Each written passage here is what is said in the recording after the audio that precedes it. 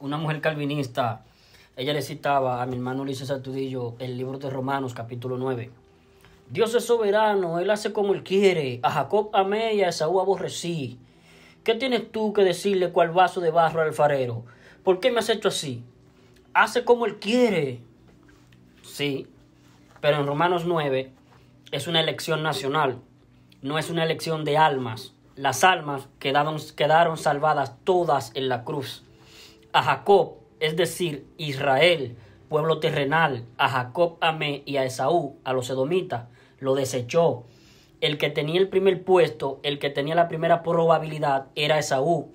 O sea, podría haber tomado Dios a los edomitas como el pueblo suyo, pero Esaú despreció la primogenitura. La que la valoró fue Jacob. Entonces Dios amó a Jacob y aborreció a Esaú. Recordemos que tanto Jacob como Esaú venían de Isaac. Isaac venía de Abraham. Dios tomó a Abraham de Ur de los Caldeos. De él vendría su pueblo elegido.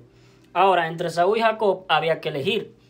Dios amó a Jacob porque Jacob amó la primogenitura, las cosas espirituales, las cosas celestiales.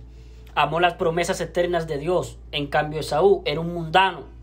¿Para qué me sirve la primogenitura si yo me voy a morir? La despreció. Entonces, eso resultó en que Dios escogiera a Jacob en vez de Esaú.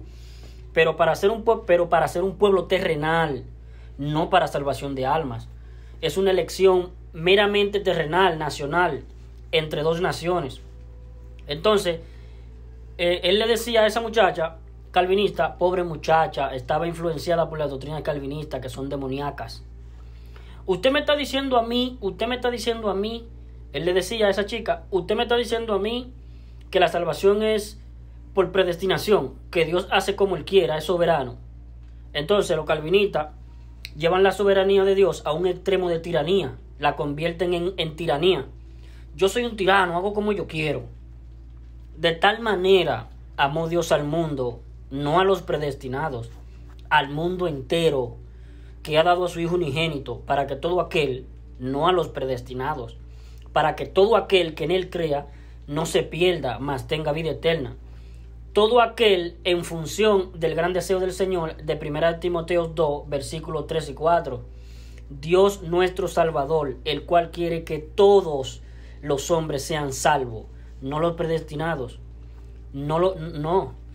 Todos los hombres sean salvos y vengan al conocimiento de la verdad. Segunda de Pedro 3:9. Que ninguno perezca, que ningún ser humano se vaya al infierno. El Señor no quiere que nadie se vaya al infierno, que ninguno perezca, sino que todos procedan al arrepentimiento para salvación, procedan al arrepentimiento, al cambio de mente, que sean salvos. Y esos buenos deseos del Señor de que todos los hombres sean salvos y que vengan al conocimiento de la verdad, de que ninguno perezca, sino que todos procedan al arrepentimiento, se quedó así nada más, puros buenos deseos. No, se llevó a cabo en la cruz. En la cruz del Calvario, Cristo se ha constituido en aquel que ha sido la propiciación por los pecados de todo el mundo. Cuando el apóstol Juan está exhortando a la iglesia a no cometer pecados, dice, 1 de Juan 2, versículo 1 y 2, hijitos, estas cosas os he escrito para que no pequéis. Y si alguno hubiere pecado, no se pierde la salvación, como lo dicen los pentecostales. Los pentecostales son hijos del diablo. Y si alguno hubiere pecado, siendo salvo, no pierde la salvación. Si alguno hubiere pecado, abogado tenemos para con el Padre, a Jesucristo el justo. Y Él, Cristo, en nosotros, Cristo es la propiciación por nuestros pecados. Y no solamente por los nuestros, los que ya hemos sido salvos en la iglesia, sino por lo de todo el mundo. O sea, Cristo ha salvado a todos los seres humanos del mundo y la salvación se hace efectiva por la fe. Si usted no cree, es condenado. Si usted cree sin fe, igualmente es condenado. Porque a ellos no les aprovechó el haber oído la buena nueva por no ir acompañado de fe. Entonces ahora pasa lo siguiente, que los calvinistas postulan que la salvación es por una predestinación unilateral, donde Dios ante la fundación del mundo elige a uno para salvación y a otros no. Que haga la suya. Eso es un invento satánico.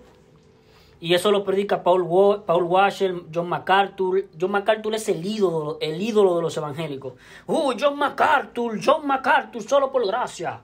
Paul Washer, solo por gracia. Ahí está la trampa. No es solo por gracia.